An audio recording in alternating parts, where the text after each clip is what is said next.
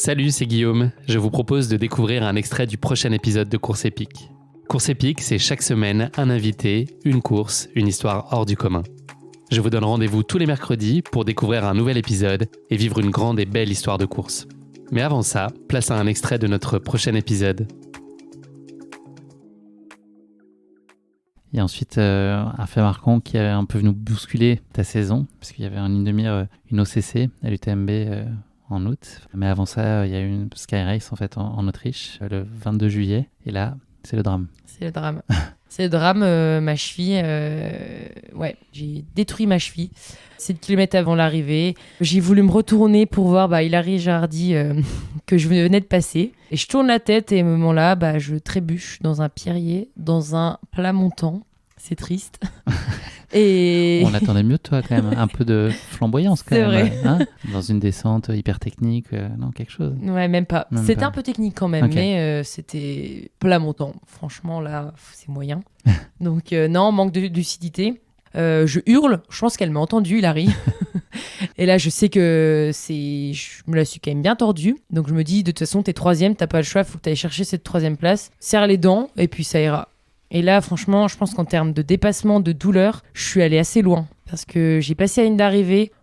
C'était vraiment... Enfin, déjà, la descente c'était glissant, c'était technique. Je me suis dit, mais là, tu retombes, ta cheville, tu vas arriver, elle va elle va pendre, en fait. Et non, tout s'est bien passé. J'étais hyper concentrée. Focus sur là où je mettais les pieds, sur les cailloux glissants. Et là, je vois la ligne d'arrivée. C'était une délivrance, un soulagement. Et j'avais qu'une seule envie, c'était d'enlever ma chaussure. Et là, je sentais que j'étais pas à la limite du malaise, mais j'avais un peu la tête qui tournait. C'était les émotions, c'était ce choc-là, la cheville qui a tourné. Et puis voilà, après, je pensais que c'était une petite entorse et qu'en 3-4 jours, c'était fini. Donc Simon m'avait mis des séances de force à vélo 5 jours après, tout allait bien, quoi.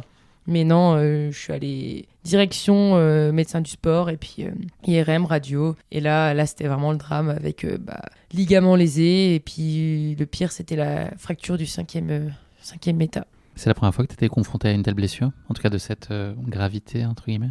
Ouais, j'ai déjà eu des petits soucis, mais de là à être arrêté plusieurs mois sans courir, c'était la première fois. Le deuil le plus dur à faire à ce moment-là, c'est quoi? C'est l'OCC? Alors l'OCC, oui, mais quelques semaines après, parce que je sais pas pourquoi, j'étais super optimiste. Je me suis dit, ça va faire, je vais courir, je vais faire de la réduc, je vais aller voir le kiné, et puis voilà. Tu voyais sur la ligne de départ? Je me voyais sur la ligne, j'avais envie, je faisais tout pour que ça aille mieux, je mettais de l'argile, enfin vraiment, toutes les remèdes de grand-mère. J'optimisais tout en termes même de nutrition, de sommeil, pour que ça aille plus vite. Et le moment où tu as su que ça serait pas possible, c'était, j'imagine, très compliqué? Ça a été assez compliqué, ouais, c'était le coup de massue sur la tête, parce que l'année dernière, j'ai abandonné cette course et j'avais une revanche à prendre. C'est une belle course. Et de pas y aller cette année, pour moi, c'était un deuxième échec. Tu l'as su combien de temps avant? Ouais, je l'ai su... honnêtement, je l'ai su 3 semaines... Début août, quoi. En vrai, peut-être 2 semaines après la blessure. Et là, est-ce que c'est possible malgré tout de trouver du plaisir à aller sur la semaine UTMB, d'aller encourager les copains, de vivre au milieu de tout ça, ou est-ce que c'est quand même la frustration qui domine? Alors la frustration, elle domine, un petit fond de tristesse aussi, de voir les copains courir, c'était vraiment, moi je pouvais pas courir encore à cette période-là, j'avais ma chevillère et puis ça, en fait ça me fendait le cœur. Je sais que ça reste que du sport, mais en fait moi c'était me priver d'une belle course et ça me rendait mal d'être là, mais je l'ai fait et je l'assume. Je fais pas mon Calimero, sinon j'y serais pas allée. Et j'y allais du coup dans le but de profiter à fond cette semaine, d'aller voir les partenaires, d'échanger, de passer du bon temps. Et c'est ce que j'ai fait. Honnêtement, j'ai réussi à passer au-dessus. Après, je dis pas que le jour de l'OCC, ça a été facile. J'ai rajouté que tu as fait un peu la fête aussi cette semaine. Comment tu sais?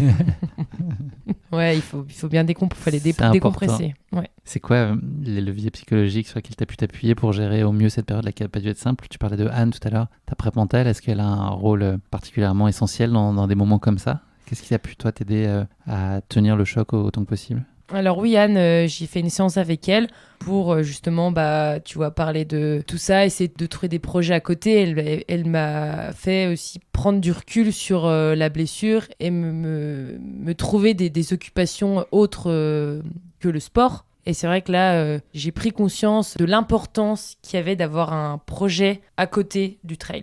Et je me suis dit, bon, bah, il y a un jour, j'ai pris mon petit livre, parce que j'ai un petit livre où je note mes courses. Il y a une petite clé ou pas? Ah non, pardon. Non, il n'y a pas, c'est ok. pas un journal intime, Ah, pardon. mais ça pourrait. Mais je note tout, j'adore écrire mes comptes rendus et tout ça. Je trouve que d'année en année, je reprends mes anciens carnets, je dis, ah ouais, bah, là, j'avais fait une super course, qu'est-ce qui a marché? Enfin bref, voilà. Et j'ai noté un peu mes compétences, ce qui me plaisait, et essayer de trouver des projets pour, en fait, qu'est-ce que j'allais faire à l'avenir, qu'est-ce que je ferais après le trail. Et là, j'ai eu un coup de massue en mode qu'est-ce que je vais faire, quoi, qu'est-ce que je vais faire après le trail. Et franchement, c'était pas simple, hein. Je me suis dit, mais tes études, est-ce qu'elles vont te servir? Et en fait, fait un brainstorming en mode, bah voilà, j'adore les chambres d'hôtes, j'aimerais bien travailler dans un refuge une certaine période. Enfin, en fait, je me suis un peu redécouvre en mode, bon, bah ok, il n'y a pas que le trail, tu as d'autres occupations.